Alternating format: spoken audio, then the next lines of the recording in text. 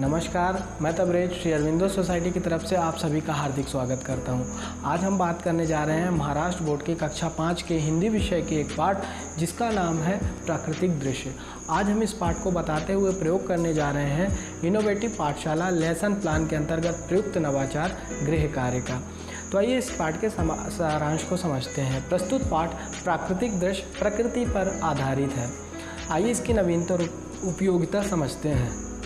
Concept से संबंधित निर्देशों के आधार पर आसपास के परिवेश का अध्ययन करते हुए गृह कार्य करवाया जाता है, जिससे दीर्घकालीन तक कंसेप्ट को याद रखने में मदद मिलती है और पढ़ाए जा रहे कंसेप्ट को वर्तमान परिवेश से जोड़ते हुए विद्यार्थियों के अंदर बेहतर समझ को विकसित किया जाता है।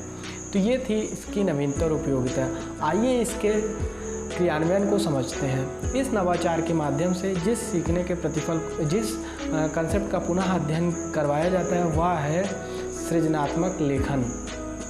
इसके लिए सबसे पहले शिक्षकों को सुनिश्चित कर लेना चाहिए कि प्रस्तुत पाठ प्राकृतिक दृश्य की व्याख्या अच्छे से करवा दी गई है कि नहीं।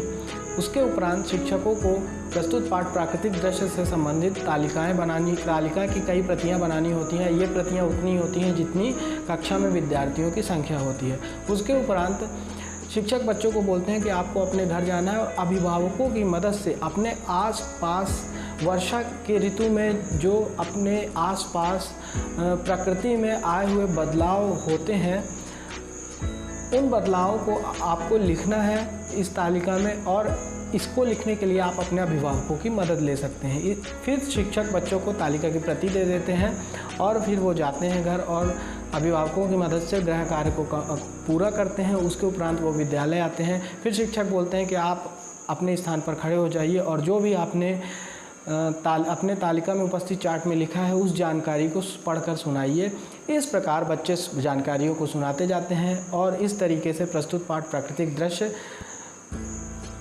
से संबंधित कंसेप्ट का पुनः अध्ययन शिक्षक करवा सकते हैं बच्चों को, जिससे दीर्घकालीन तक उनको कंसेप्ट याद रखने में मदद मिलती है। तो ये था नवाचार का क्रियान्वयन। तो आइए जानते हैं कि इस नवाचार से कौन कौन से सीखने के प्रतिफल प्राप्त होते हैं।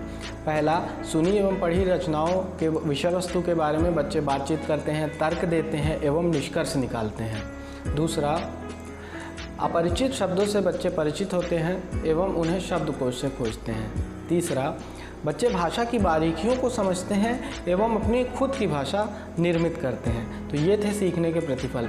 आइए जानते हैं कि इस नवाचार के माध्यम से कौन कौन सी चीज़ें शिक्षकों को ध्यान में रखनी चाहिए। पहला, गृह कार्य प्रयोगात्मक एवं अनुभवात्मक होना चाहिए। दूसरा, विद्यार्थियों को स्वयं पता करके किसी निष्कर्ष तक पहुंचना होता है इसमें। तीसरा, नवाचार क्रियान्वयन की अवधि 20 मिनट निर्धारित की गई है। शिक्षक इसे अपने अनुसार बढ़ा या घटा भी सकते हैं। चौथा, नवाचार क्रियान्वयन की अवधि का निर्धारण 30:1 के अनुपात में करना चाहिए, यानी PTR अनुपात 30:1 का होना चाहिए। मतलब 30 विद्यार्थी हैं तो उनके बीच में एक शिक्षक होना चाहिए। पाँचवा,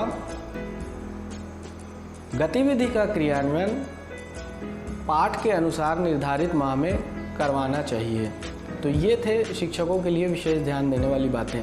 आइए समझते हैं कि इस नवाचार के माध्यम से CWSN यानी चिल्ड्रन विथ स्पेशल नीड यानी विशेष आवश्यकता वाले बच्चों को क्या लाभ होता है।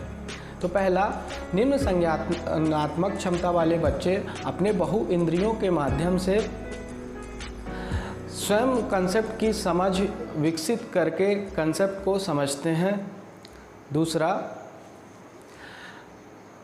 अनुभवात्मक अधिगम काल्पनिक दुनिया को वास्तविक दुनिया से जोड़कर विद्यार्थियों के अंदर अधिगम को चिरकाल तक पहुंचाता है। तीसरा, यह ऑस्टिम से ग्रसित विद्यार्थियों को स्थानों एवं वस्तुओं के कॉन्सेप्ट को विकसित करने में मदद करता है। तो ये थे विशेष आवश्यकता वाले बच्चों को इस नवाचार के लाभ।